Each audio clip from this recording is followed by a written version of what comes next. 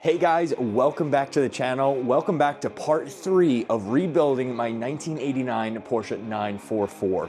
Now, part 1 consisted of me obtaining the car. Part 2 was the full disassembly and fixing the major issues that I knew about that was preventing this car from running. And in part 3, today's video, we're going to diagnose, and I have a lot of good news for you guys, the reasons on why this car was at a crank no start at the end of part 2. So if you didn't see those videos, go ahead, click down, check them out. Or if you just want to see the car now, watch this one.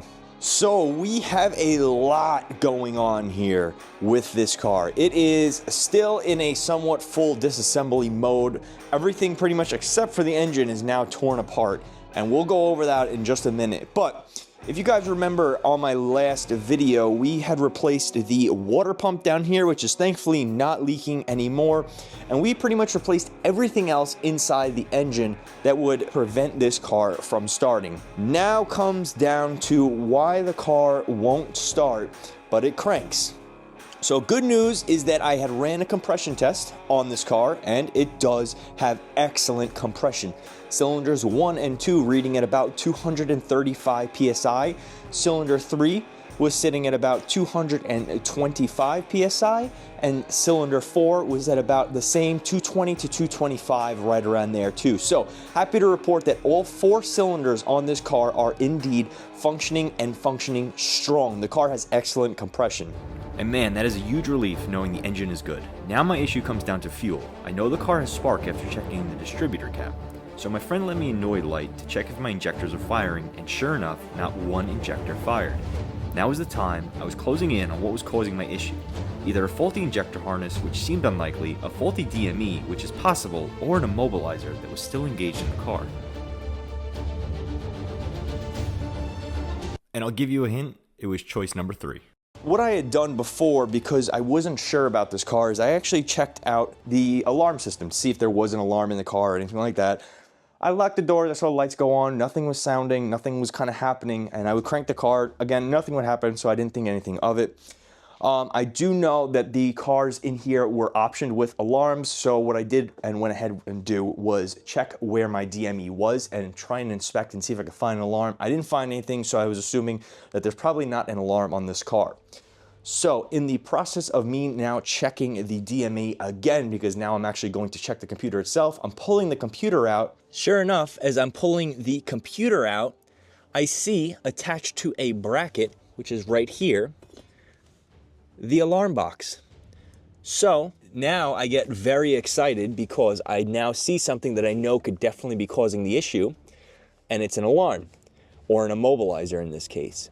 So when I was looking under here, this was actually tucked behind the DME. I didn't see anything of it, so when I looked up other videos and other locations, I thought that I should have been able to see it just from simply looking in here and looking at the DME.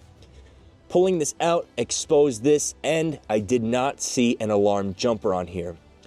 So with that being said, I had 2 14 gauge wires made with the spade connectors on each end. This is the worst!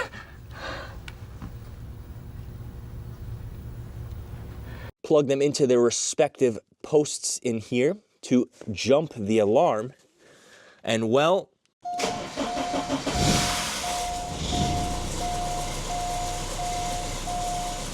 she fires right up.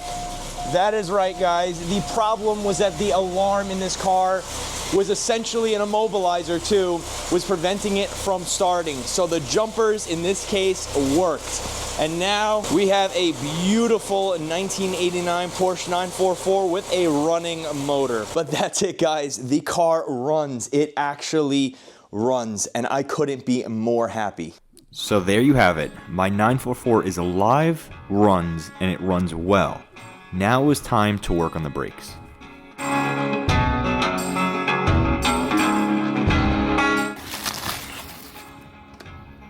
All right, and just like I said, I saw the delivery truck. Here they are, my brand new rear calipers, rebuilt again from 944online.com with brand new hardware. So nice, zinc coated on everything. These look fantastic. I cannot wait to get these on there. So now it was time to clean up the brake area as much as possible. Remember, this car hasn't moved in 15 years and has been sitting outside in a driveway, so they were in dire need of a cleaning.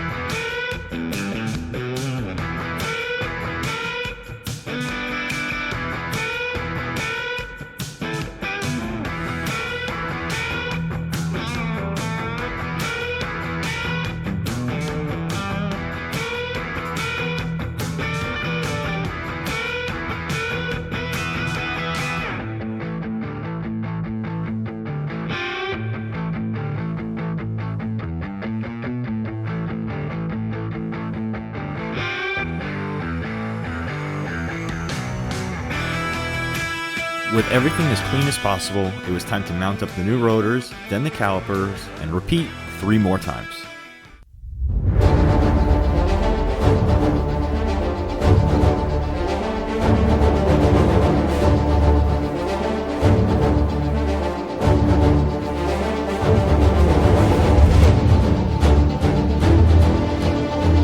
We now have all 4 brakes installed and bled. I was about to take it for its first drive, but then, disaster struck.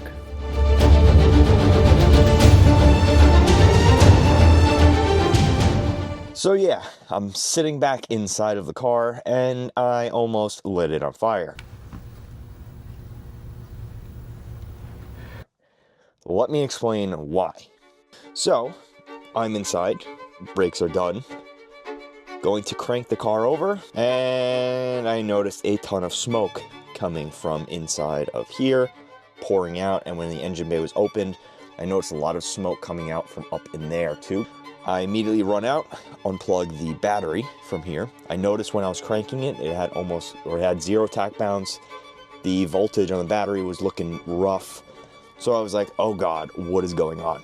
So on Clark's garage, you see this image, an early and middle generation 944 alarm box. Mine does not look like this. Mine looks like this. So what you're supposed to do is jump pins 7 and 8 with 1 jumper, and pins 1 and 4 with a second jumper, essentially creating a bypass to the immobilizer, letting the car run.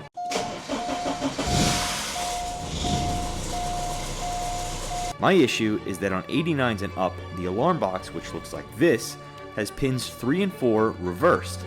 So I jumped pin 31 and 15 instead of 87A and 15, essentially creating a short and almost lighting my 944 on fire. Keyword, almost. So, it's my fault. I guess I didn't read up enough on it. And yeah, mistakes were made. So now I'm back to square one of the car not starting.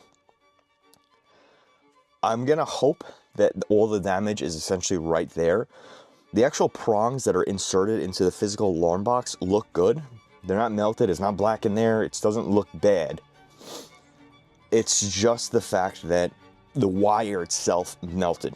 Essentially what I'm gonna do now is cut the bad wire out. We're gonna splice in some new wire, reconnect it to the spade connectors on there, pop them back into the alarm box and re-jumper again, but this time to pin connectors 3 and 1 and then 1 and 2 on the top. Those ones on the top are the same, they don't get changed, they're fine. It's just the bottom ones. So, mistakes were made. I have learned, and hopefully I didn't cause a catastrophic amount of damage. Anyway, what else has been done? So what else we have on here is my new pre-owned from an 87 944 windshield wiper motor with the arm connector on here as well. So as you can see, I don't have both of the washers on here yet to secure it in because one of them, which was on this side, completely corroded and the threads essentially broke off with the washer and they're essentially just fused into one. So I'm going to order 2 new washers for that to put on here and then we should be good. On eBay, this was much cheaper than buying a new motor. It was a quarter of the price essentially, and it is confirmed to be working. It all looked good too, in good condition. We have the box back in, we have the new filters on here from 944 Online. Backs were pretty good to put on. The fronts were a because the people that powder coated them, I guess powder coated over it, where I wasn't able to physically adjust the caliper open and close anymore. So on the actual part right here that you can adjust forward and back a little bit, just to give you a little bit of play, they powder coated them and fused it all together in one. So there was no room for me to essentially push this back a little bit more, and it wasn't fully seated. So I had to keep hammering this to actually get it seated, and in turn, some of the paint on the inside is chipped off. You can't really see it too much on here. The paint looks good. It matches the zinc coating on the rears. That's kind of what I was going for. It was just to match these rear ones as close as possible. These were a lot cheaper to just get like this, like I said, than getting them rebuilt and powder coated like this. So with that being said, that's where we are right now. What's next on the 944 is I'm essentially going to be done with it. I can't. I love this car, somewhat, but I want to drive it. And the car has to go to paint soon, so it's gonna essentially, when I'm done, hopefully fixing this alarm issue and wiring issue, when that's all done and I get the car started and moving again, I'm gonna have it towed to my friend's shop who also does body work, and I'm gonna have him just pretty much do the other little stuff like the new shift linkage kit. I'll have him refresh my transmission fluid because I have new transmission fluid, and just give the car a once over essentially, and just make sure that the car looks good. Once this thing gets the A-OK and then it's running all good, he's gonna go ahead and repaint the entire thing. I'm gonna keep the stock guards red on here color. We're gonna replace this mirror. I did put on and fit the new fender. It lines up perfectly on here. The gap is really nice. It looks exactly like how it does on the other side, so at least I don't have to pay to have someone do that. I'm gonna keep the wheel liner off because the front bumper has seen much better days, and I'm not sure if he's gonna replace any of that. And this way he has access to in here too. So I'm gonna leave that all off. The shocks, they're all right. The dust cover on here is fried and completely gone, so that'll be like for another day kind of thing. Yeah, that's kind of where we're at right now. Let's go ahead and let me see if I can figure out a little bit more of this wiring. So off I went down the deep, terrifying hole of electricity, a place I'm not too familiar with, but was thankfully able to locate the other issue. All right, well, as you can see, wires shouldn't look like that.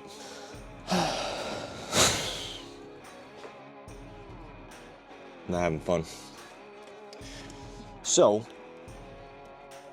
after reading up on another forum of someone else that had done this like 12 years ago or 15 years ago, position G22 on the fuse box is one of those wires that was fried. The other one, I have no clue where it's going to. Everything under here seems to be okay besides that one wire that is completely fried.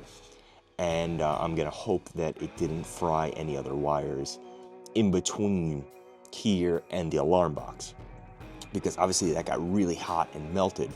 So I'm hoping that it didn't in turn melt any other wires that it's touching inside of the car at all that I can't see, that is still currently wrapped up. Yeah, so I'm gonna do some more research on this. I'm gonna end this video here, guys. The car runs. It runs, it's good. It doesn't run anymore, but it runs. But that's gonna end today's video, guys.